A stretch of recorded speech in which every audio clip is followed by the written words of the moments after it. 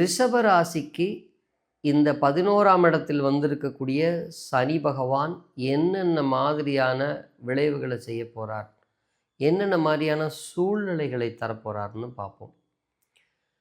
பொதுவாக ரிஷப ராசிக்கு பெரிய நட்பு கிரகம் சனி பகவான் சுக்கிரனுக்கு. உங்கள் ராசி அதிபதி சுக்கிரன். இது ஒரு பெரிய ப்ளஸ். அவருக்கு இவருக்கும் இயற்கையிலேயே ஒரு நல்ல ஒரு கனெக்டிவிட்டி பாண்டிங் இருக்குது, நல்ல ஒரு ரிலேஷன்ஷிப் இருக்குது. அப்போது அவர் இப்போது உங்களுக்கு ரொம்ப நல்ல இடமான முழுக்க முழுக்க சுபபலன்களை மட்டுமே தரக்கூடிய 11ஆம் இடத்துல 2.5 வருஷம் இருக்க போகிறார். நல்லா பார்த்துக்குங்க, இது ஒரு பெரிய ஜாக்பாட் உங்களுக்கு. அற்புதமான காலகட்டம். நல்லா படித்தவங்க, நிறைய வித்தைகளை கற்றுக்கிட்டவங்க, நல்ல நாலேஜ் உள்ளவங்க, தன்னை வளர்த்திக்கிட்டே இத்தனை நாளாக காத்திருந்தவங்க, இவங்க எல்லாத்துக்குமே இது ஒரு பெரிய பொற்காலம். இந்த காலத்தில் 2.5 வருஷ காலம் நீங்கள் உங்களுக்கு நல்ல சூழ்நிலைகளை அமைச்சு கொடுப்பார். எப்படின்னு கேட்டிங்கன்னா, நீங்கள் ஒரு தொழில் பண்ணுறீங்க, உங்களை நம்பக்கூடிய நல்ல வாடிக்கையாளர் வருவாங்க, நல்ல ப்ராடக்ட்ஸ் உங்களுக்கு கிடைக்கும். இது நீங்கள் சுயதொழில் பண்ணலைன்னா, நீங்கள் வேலைக்கு போகிறீங்கன்னா நல்ல சம்பளம் உள்ள வேலை கிடைக்கும், நல்ல முதலாளி கிடைப்பார். நீங்கள் செய்யக்கூடிய ஒவ்வொரு வேலைக்கும் ஒரு ரெகக்னேஷன் நல்லா கிடைக்கும். அந்த கம்பெனியில் உங்களுக்கு நல்ல பாராட்டுதல் கிடைக்கும். நீங்கள் சொந்த பிஸ்னஸே பண்ணிகிட்ருக்கீங்கன்னா பெரிய லாபத்தை பார்க்கக்கூடிய சூழ்நிலை கண்டிப்பாக அமையும். அதில் உங்களுக்கு பிரச்சனையே கிடையாது. ஆனால் ஒரு சமயம் உங்கள் லக்ன ரீதியாக திசாபுத்திகள் ரொம்ப பலவீனமாக நடந்துக்கிட்டு இருந்தால், இந்த 2.5 வருடம் சனி பகவான் கொடுக்கக்கூடிய நிறைய சூழ்நிலைகளை உங்களால் பயன்படுத்திக்க முடியாமல் போக நிறைய வாய்ப்புகள் இருக்குது. அதனால தான் பாருங்கள், நிறைய பெயர்ச்சிகள் நல்ல நல்ல இடத்துக்கு வந்தால் கூட நிறைய பேர் நீங்கள் சொன்ன மாதிரி எதுவும் நடக்கலைன்னு நிறைய ஜோதிடர்களுக்கு கமெண்ட் போடுவாங்க. அதுக்கு காரணம் என்ன அப்படின்னா, இப்போ எந்த ஒரு கிரகமும் நல்ல இடத்துக்கு ஸ்ட்ராங்காக உட்காரும்போது நம்மக்கிட்ட அடிப்படை ஜாதகத்தில் புண்ணிய வலு பெருசாக இருந்து நல்ல தசாபுத்தி நடந்தால் லைஃப் செட்டில்மெண்ட் கிடச்சிரும். ஏதோ ஒரு அதிர்ஷ்டம் அமைஞ்சிரும் உறுதியாக. அதுக்கு நீங்கள் பெரிய அறிவாளியாக தான் இருந்திருக்கணுங்கிற அவசியம் இல்லை. ஃபஸ்ட்டு. 2வது, ஜாதகம் ஓரளவுக்கு தான் பலமாக இருக்குது, தசாபுத்தி சுமாராக இருக்குன்னா நீங்கள் நிறையா வித்தைகளை கற்று வச்சுருந்துருக்கணும், நல்ல நாலேஜாக இருக்கணும். இந்த சமுதாயத்தில் உங்கள் பொருளாதாரத்திற்காக கடுமையாக உழைக்கக்கூடிய ஒரு டேலண்ட் உங்கள்கிட்ட இருந்திருக்கணும். ஏதோ ஒரு பலம் இருக்கணும் உங்கள்கிட்ட. பிறக்கும்போது தெய்வ பலம், வாழும்போது அறிவின் பலம். இது ஏதாவது ஒன்று இருந்தால் தான் எந்த கோச்சாரத்துலேயும் நல்ல கிரகங்கள் வரும் பொழுது அது ஒரு நல்ல கிளைமேட். இது எப்படி நீங்கள் கற்பனை பண்ணிக்கணும்னா, உங்களுக்கு ஒரு நல்ல உங்கள் தொழிலுக்கு உங்கள் வியாபாரத்துக்கு தகுந்த ஒரு நல்ல கிளைமேட் அமையுதுன்னு வச்சுக்கோங்க. இப்போ சிம்பிளாக ஒரு உதாரணம் சொல்கிறேன்.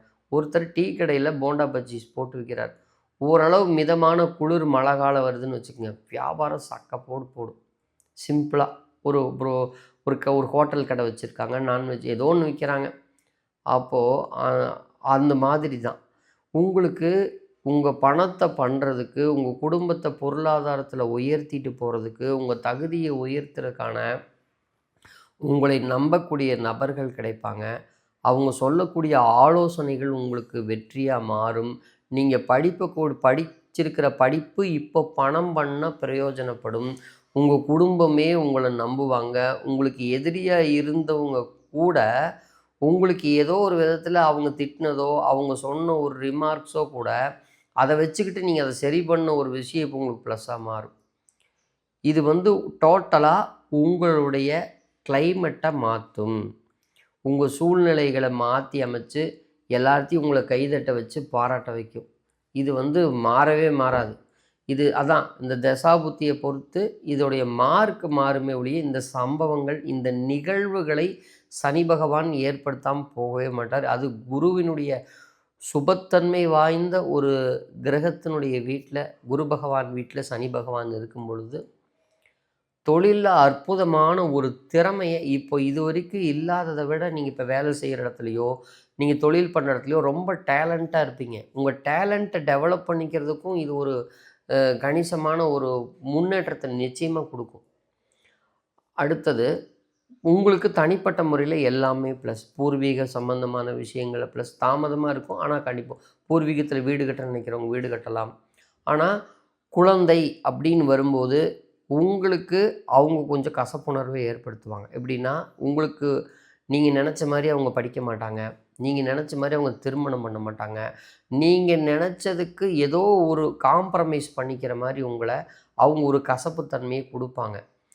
அவங்களுக்கு சின்ன சின்ன மருத்துவ செலவுகள், சளி தொந்தரவு, தலைவலி இந்த மாதிரி அவங்க வந்து நீங்க இப்ப எத சொன்னாலும் அவங்க உடனே செய்ய மாட்டாங்க. அவங்க லேட்டா தான் பண்ணுவாங்க. அப்போ உங்களுக்கு வந்து அவங்கள கவனிக்கும்போது உங்களுக்கு கொஞ்சம் இரிட்டேஷன் இப்ப வரும். அதனால என்னன்னா அப்படியே ஸ்லோவா விட்டுருங்க.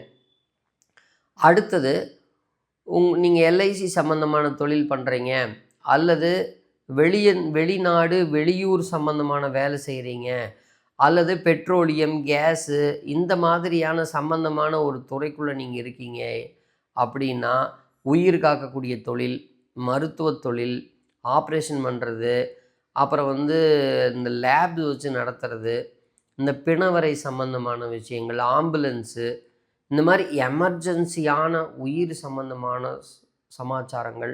அப்புறம் வந்து பார்த்தீங்கன்னா, வீடு கட்டி விக்கிறது, கம்பிகள் விக்கிறது, இவங்களுக்கெல்லாம் கொஞ்சம் பாசிட்டிவா இருக்கும். சில பேருக்கு பாருங்க, இந்த காலத்தில உயில் சொத்து மூலமா கூட ஒரு பல கோடிகள் வந்து வர்றதுக்கு சந்தர்ப்பம் இருக்கிறவங்களுக்கு கண்டிப்பா அந்த சனி பகவான் அந்த சூழ்நிலைய அமைச்சு குடுத்துருவார். ஒருவரின் இறப்பின் மூலமா கூட அவங்க பிறப்பு ஜாதகத்திலேயே அப்படி ஒரு கொடுப்பனை இருந்து தசாபுத்தியும் ஒத்துழைச்சிருந்தா, இப்ப 100% அவங்களுக்கு ஒருவரின் மரணத்தின் மூலம் வரக்கூடிய சொத்தினால் லைஃப் செட்டில்மெண்ட்டே இது சில பேர்த்துக்கு கிடைக்கிறதுக்கான நிறைய சான்சஸ் இருக்கு. அப்போ மொத்தத்தில இது ஒரு அதிர்ஷ்டமான ஒரு காலகட்டம். இப்போ ஏதோ தசாபுத்தினால இந்த அதிர்ஷ்டத்த உங்கனால ஹேண்டில் பண்ண முடியலன்னா, இப்ப நல்லா பார்த்துக்கங்க இன்னொரு முக்கியமான தகவல். இந்த 2 1/2 வருஷத்துல நீங்க ஆரம்பம் ஒரு 6 மாசத்த ஒதுக்கி நெறைய விஷயத்த கத்துக்கங்க.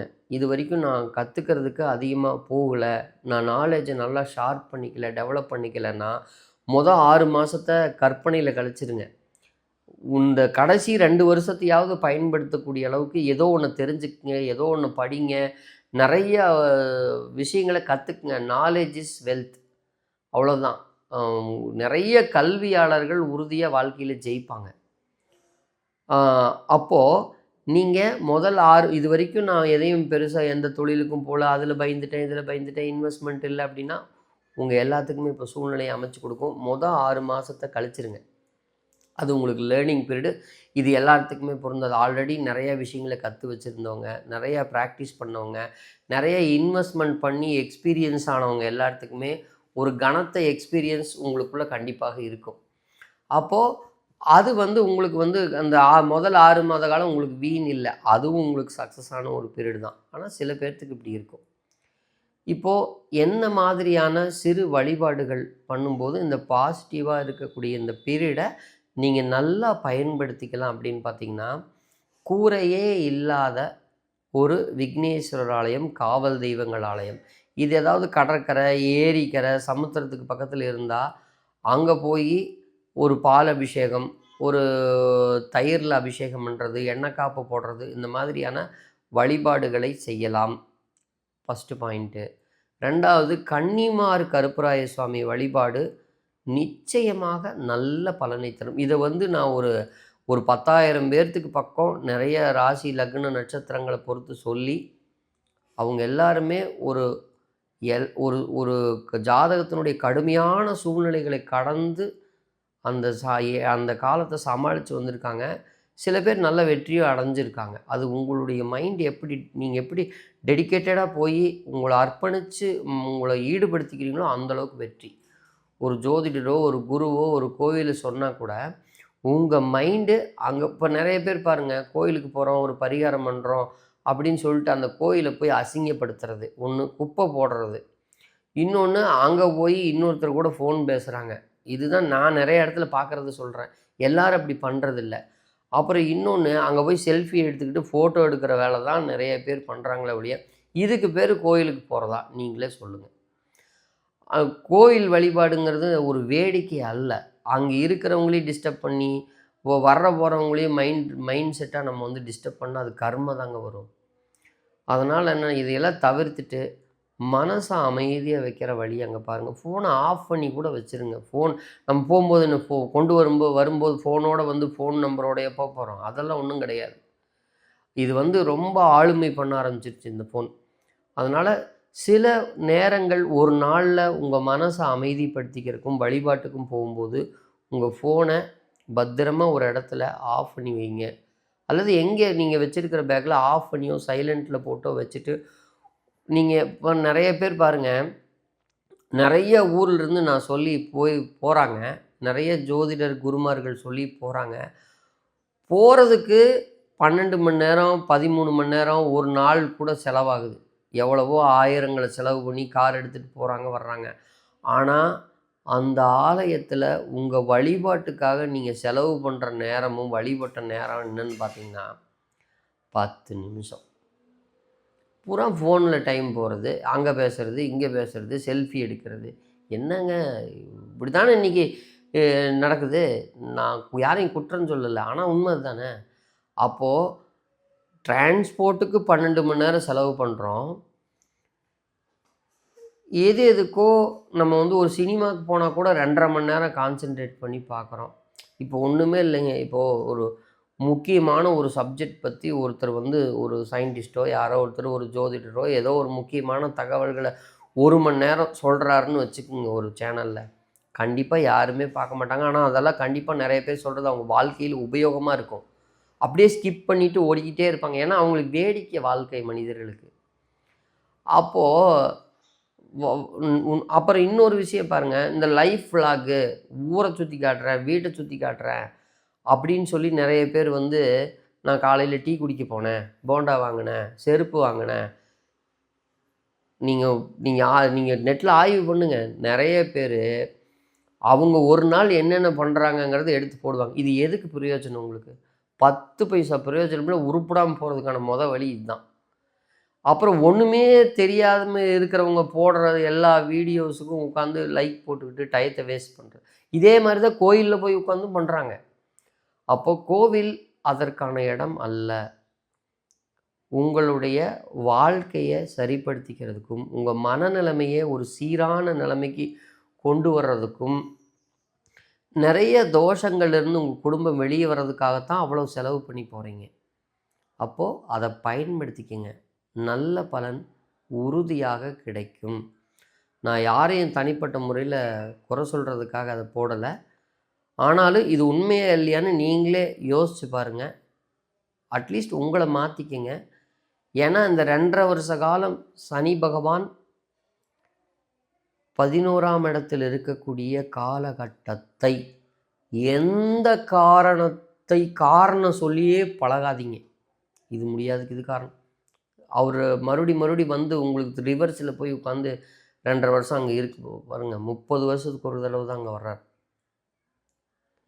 புத்தி உள்ள புள்ளை பொழைச்சிக்கும்பாங்க. அப்போது காலத்தே பயிர் செய்யுன்னு சொல்கிறாங்க.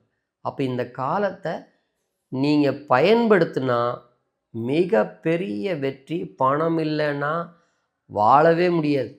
எல்லாருமே ஜெயிக்கணுங்கிற அவசியம் இல்லை, ஆனால் எல்லோரும் வாழணும். அதுக்கு ஒரு பணம் வேணும். அதுக்கு நீங்கள் எவ்வளோ திறமைசாலியாக இருந்தாலும், எவ்வளோ படித்தவராக இருந்தாலும், எவ்வளவு அதிர்ஷ்டசாலியாக இருந்தாலும், கோச்சாரத்தில் கிரகங்கள் நல்ல இடத்துல வரும்போது பயன்படுத்தும்போது முழு பலனை கொடுத்துரும். தயவுசெய்து சொல்கிறேன், உங்களை எதுலேயுமே டிஸ்ட்ராக்ட் பண்ணிக்காமல், உங்கள் கவனச்சிதறல்களை ஏற்படுத்தாமல் முழு முன்னேற்றமாக உழைங்க. உங்கள் வாழ்க்கையை முன்னேற்றிக்கிங்க. நிச்சயம் நல்லது நடக்கும்.